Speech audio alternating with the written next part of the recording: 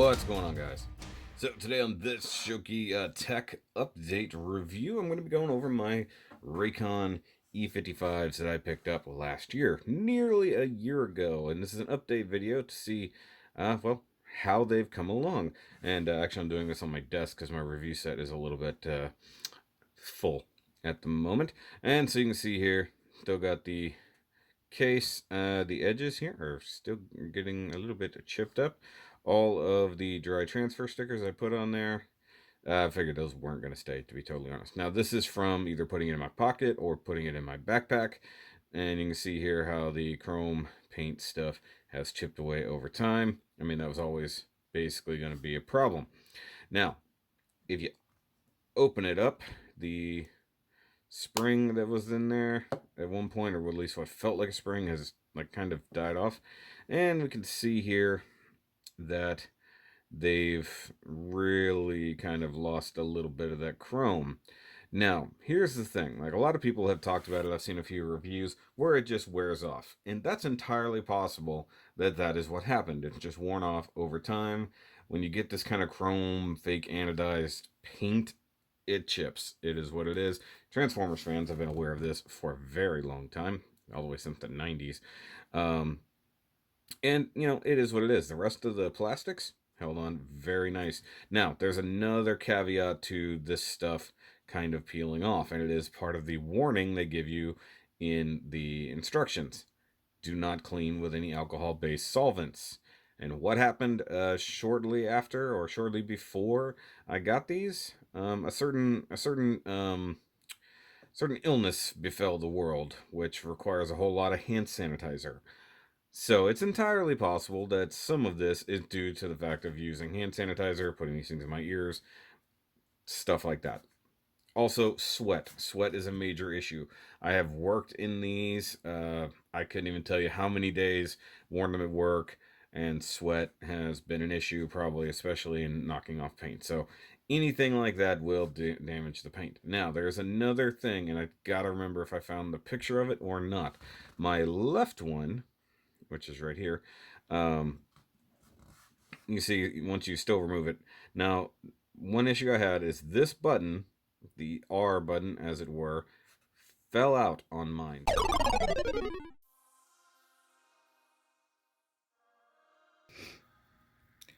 Okay, so as I wanted to show here, so there's obviously an issue where the button has come off of that side, and I actually, since it happened in my pocket, I do still have the button as is. So something that is a possibility, and this could probably happen to anybody, you see how the spring clips work.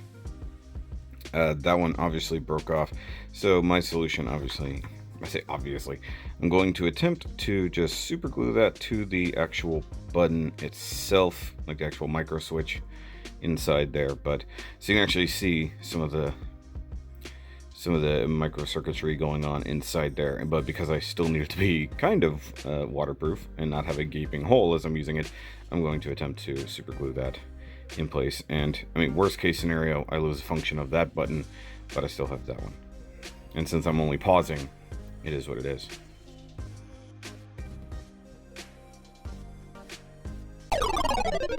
There's two little plastic retaining clips at the top and the bottom. I guess dropping it, I did drop this one several times at work, and luckily when I discovered the button was missing, it was just in my pocket. So all I did was super glue the very tip of it to the button on the inside, and realistically it's stayed. It is a problem, but it's a rare problem. I assume that if you don't drop it on the ground, it'll probably be okay. As for the rest of it, the ear thingies are still fine for the most part. You can see a little bit of wear and tear inside here, but it's really not that bad. They still work. However, there is a thing I wanted to show, and it's a fair bit of maintenance that I don't think many people know about. So a few months ago, like I said, I think I've had these things roughly 11 and a half months or thereabouts. Actually, maybe it's been 10 months. I can't do the math. 300 plus days. This one on the left all of a sudden started getting quieter and quieter to the point that I really couldn't hear anything out of it, and I thought it was failing. So I looked it up online to see what was going on. Some people said they just had issues. The volume wasn't the problem. I thought it was a weird balance problem, that the volume wasn't the same between the two. Connecting one didn't change that. Nothing changed it until I found a very specific forum, I guess, that actually had the info I needed. And now I actually have the problem with the right side one, and I purposely put off dealing with it so that I could show you guys what's going on. So this one is now gotten to the point that it is super quiet. I'm going to set this off to the side, and I'm going to show you how and what the problem is. So, one, you can see right there, there's a buttload of crud inside this. So that's earwax and sweat buildup and all kinds of other things. And I need to very carefully pull this off. I'll set that aside. Now, what we have inside here is a little bitty screen that is protecting your speakers. Now I have a little bit of a modeling Q-tip here. And you can see right off the bat, I'm going to go ahead and pull this out. I was going to do it with tweezers, but the Q-tip did it for me. Go ahead and grab that, and you can see just the sheer amount of gunk built up inside that. And I don't have anything on here. There might still be a bit of dried paint thinner for all I know, but that's just cleaning off only this surface bit. But that's the purpose of that screen, is to catch crap. So that's right there. And I'm going to try to zoom in. I have no idea if that'll work. You can see that it's just disgusting. Now, it's going to be a combination of earwax, and of course I have a bad habit of throwing it in my pocket. Any of them, actually. Just throwing one in my pocket while I'm doing something else. I need to talk to somebody real quick. So you can see, just pretend that I'm just using a little bit of isopropyl alcohol and just trying to clean it off. Now, I believe this is a metal screen because it holds in place with no application of anything. So I assume that it's metal and it's just being held in place by the magnet. And you will be amazed. Hold on, let me dry it off here. So this is the dry side, this is the wet side. And you will be absolutely blown away by this. It is just a little metal screen. Flip it over. I think it flipped over. Maybe not. But just cleaning out some of that gunk. And you can see it was just disgusting. So mind you, the first time this happened was, I have no idea if any of that was in focus. I apologize. So the first time this happened was right at the end of summer.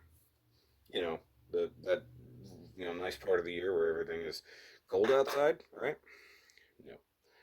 All right, so let's just Q-tip this out. Go all around here. So, right inside that hole, that's your speaker. Technically speaking. And this literally just sits right there. Like I said, I don't know that there's anything that specifically is holding it in place, with the exception of maybe some earwax. And we go ahead and clean this.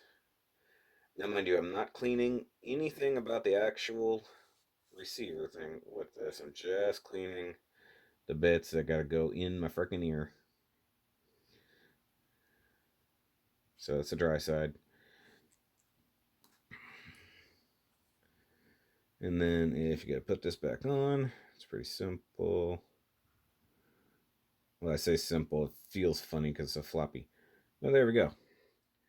Now, if we inspect the other one, which I have cleaned already once, you can probably see it's probably a little bit gunked up. I mean, it's been a couple months at least since summer. So let me go ahead and pull it out anyways. Now, mind you, I have used these recently. Like 2 days ago. I don't use them every day anymore.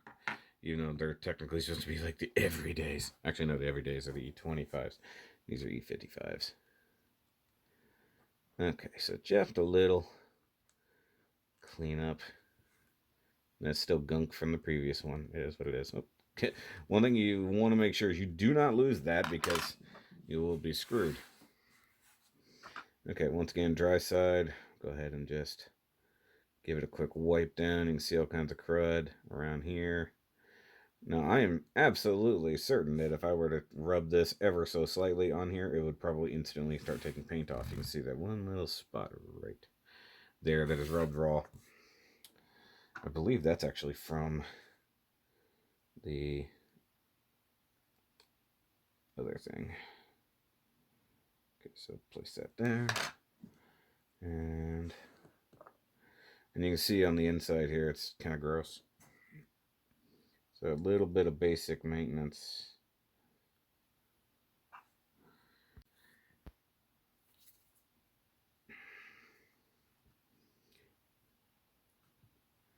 Just clean out some of that gunk. You can just probably do it with a little bit of hot water, but I prefer the alcohol when working around electronics, just because of these reasons.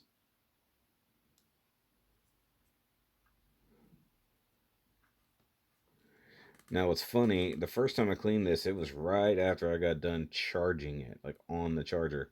So they were hot, you know? So that's one thing you got to take into consideration.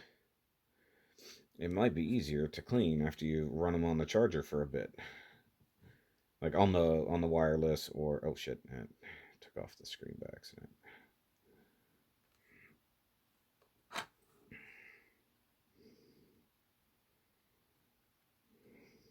Come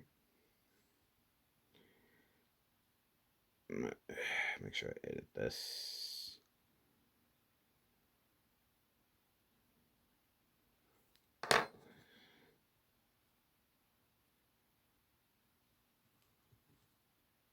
Okay. So there we go. That's that. Now, they still sound fine, so there's no issues with that. Now that that's cleaned up, odds are it'll sound a lot better. So let me actually try that out.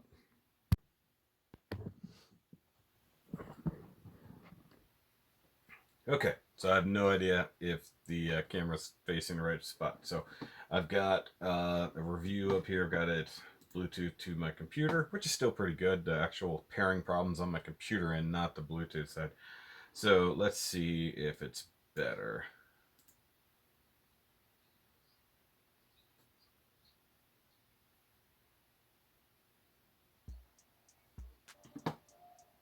Double check my volume.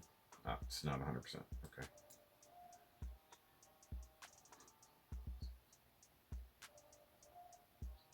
Yeah, so that made a difference. So before messing with this just now, it was actually like, it sounded like it was basically at 10% volume, maybe 15% volume. Even at max volume on the phone or the computer, I literally couldn't hear anything. Just now when I took that one out just to double check, I can definitely hear stuff. Let me go to some music real quick, my intro.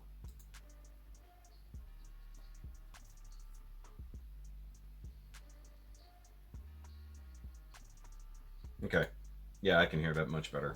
So, a little bit of maintenance tips for you there on your Raycons, and probably other types as well. I have no idea.